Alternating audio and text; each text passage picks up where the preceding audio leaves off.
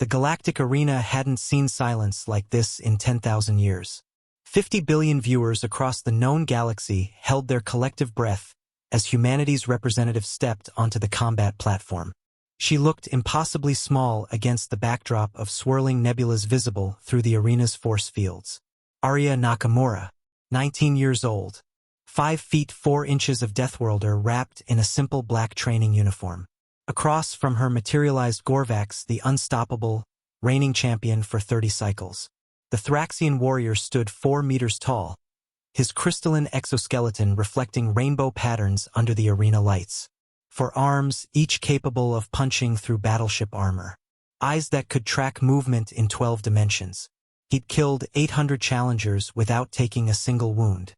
"The humans insult us," Gorvax rumbled, his voice causing vibrations in the platform. "They send a larva." The crowd erupted in laughter. Humans were new to the galactic stage, their lone deathworld considered a cosmic fluke. How could a species from a planet trying constantly to kill them compete with purpose-bred warriors? Arya stood perfectly still, not frozen in fear, just still. Her dark eyes focused on something beyond Gorvax, as if he wasn't the most dangerous creature in the arena. "Begin!" the referee's command echoed. Gorvax moved like lightning made solid, covering the distance between them in microseconds. His primary striking arm, capable of shattering mountains, swung toward Arya's head with the force of a colliding asteroid. Arya tilted her head 3 inches left. The blow missed by millimeters, Gorvax's momentum carrying him forward. His secondary arms were already compensating, attacks flowing like a deadly dance he'd performed 1,000 times before. Arya hadn't moved her feet. She swayed, a gentle motion like grass in a breeze, and every strike found empty air. The crowd's laughter died. This wasn't luck. "Stand and fight," Gorvax roared, increasing his assault. His movements became a blur, the air itself screaming from the violence of his attacks. Arya continued her minimal dance. Then she spoke, her voice somehow carrying across the arena. "On Earth, we have a saying, 'The bamboo that bends survives the storm.'"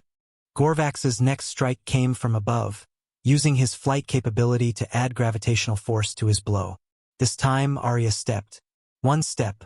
Her hand touched his descending arm so gently it looked like a caress. Physics took over. The champion's own momentum, redirected by that feather-light touch, sent him crashing into the platform with the force of a meteor impact. The arena shook. Cracks spider-webbed across the supposedly indestructible surface. Gorvax lay stunned, his nervous system overloaded by the impact. In 30 cycles of combat, he'd never touched the ground. Arya stood over him, still in that same relaxed stance. "Humans didn't survive Earth by being stronger than predators. We survived by understanding force, momentum, leverage. What you call combat, we call physics." The Thraxian struggled to rise, his 4 arms pushing against the shattered platform. Arya touched a specific spot on his exoskeleton, a pressure point her people had identified from watching thousands of his previous fights. Gorvax went rigid, then limp, his neural pathways temporarily interrupted. "Earth taught us efficiency," Arya continued, addressing the silent crowd. "Why use force when gravity works for free? Why strike when redirecting requires less energy? We evolved on a world where conservation of energy meant survival." She helped Gorvax to a sitting position, the champion too stunned to resist. "Your strength is impressive. But strength without understanding is just motion. Humans had to understand. Every predator, every poison, every threat. We couldn't afford to just be strong. We had to be smart." The medical team rushed onto the platform, but Gorvax waved them off. His compound eyes fixed on the small human who had defeated him without throwing a single strike.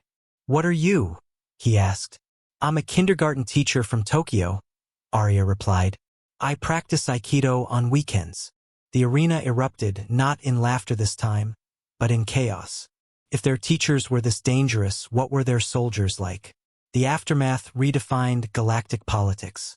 Species that had dismissed humans as primitive deathworlders suddenly recognized the terrifying truth.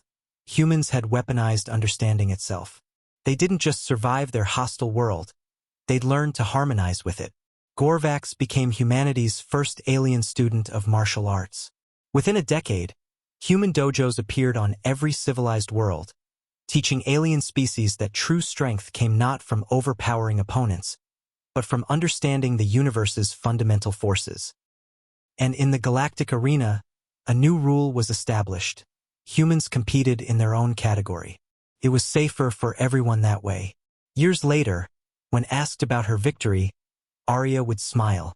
The arena was never about fighting. It was about teaching. Earth's greatest lesson: work smarter, not harder. Even in combat, the galaxy had learned to fear human soldiers. Now they learned something worse. Human teachers were even more dangerous.